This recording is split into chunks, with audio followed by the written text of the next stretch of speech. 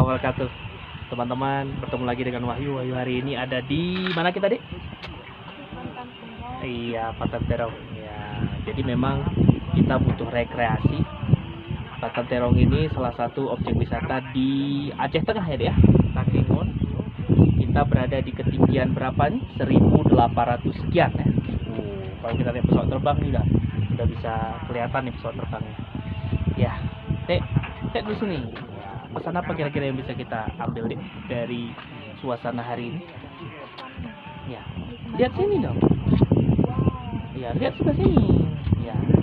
Oh ya, nikmat Allah itu luas. Kemudian apa lagi?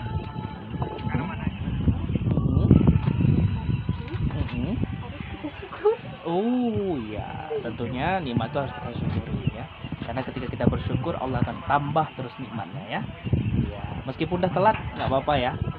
Kita ucapkan hari keluarga sedunia, insya Allah ya. Semoga keluarga yang ada di Indonesia, di Aceh khususnya, menjadi sakinah mawaddah warahmah. Terima kasih. Assalamualaikum warahmatullahi wabarakatuh.